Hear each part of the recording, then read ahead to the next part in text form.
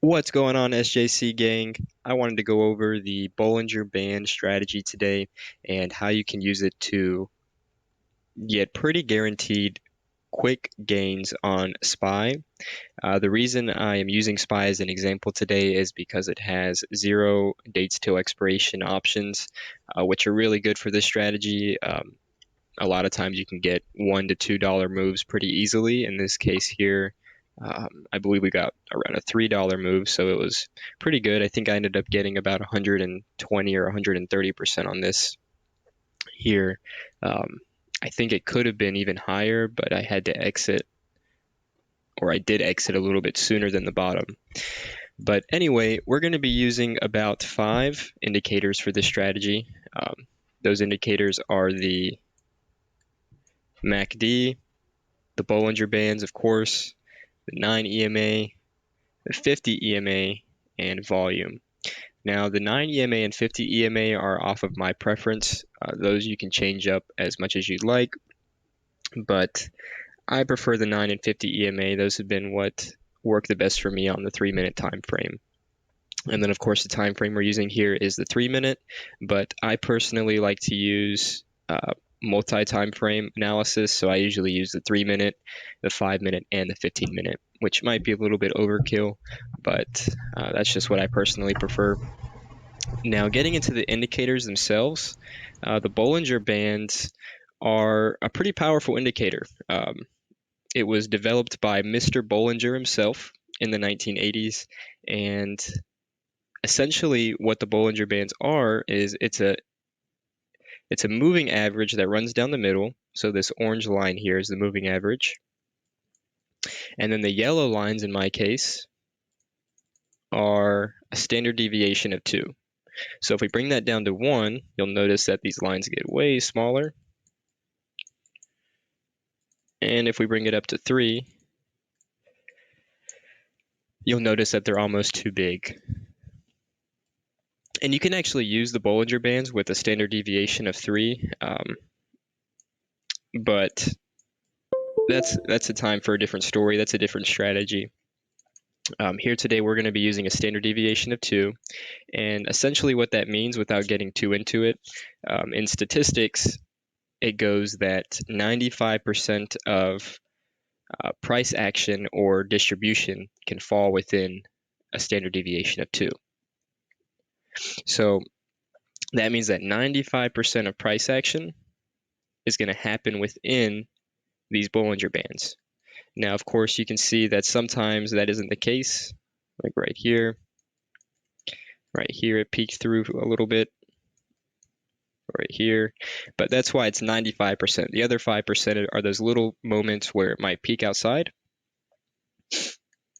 And so essentially what we're looking at with this strategy is we're trying to find an oversold or overbought moment using the MACD and the Bollinger Band.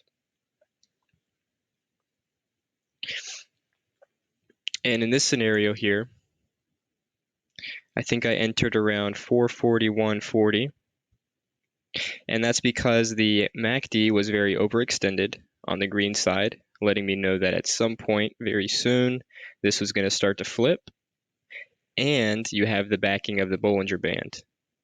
So both of those two combined let me know that there was probably going to be at least a slightly strong reversal here. And what you're looking for is you want it to bounce off the Bollinger Band and go back to the basis, which is the orange line, because price always reverts back to the mean eventually. So if that were the case, you probably would have gotten about a 10% or 15% gain off of that using zero dates till expiration. But in this case, price action seemed very bearish, so I stayed in, and as you can see, it ended up continuing through the 9 EMA, flipping red here on the MACD,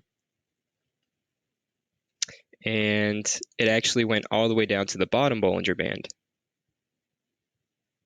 And this is why I stayed in, because anytime the bands start to curve, like right here, there's a sharp curve, here there's a sharp curve, here there's a sharp curve, Another sharp curve here. Anytime you see that in one of the upper or lower bands, it means that price is probably going to continue in that direction.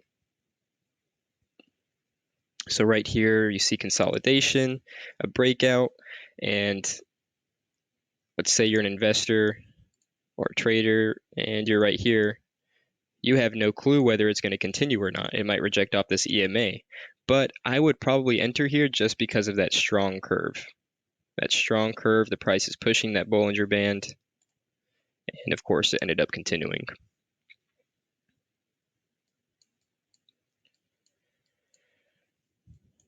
So that's the first example here. And then the second example I have is from March 12th or April 12th here. And same exact thing. You see a sharp band movement going up. And this one is a little bit different because I think this was open. It actually started with a gap up. And then price continued up until about 10 o'clock.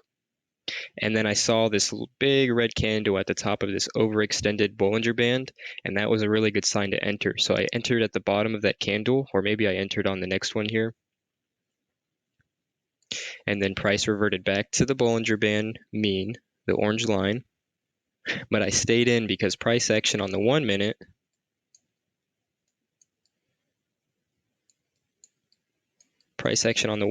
still looked really bearish. I still liked the way that looked, so I stayed in.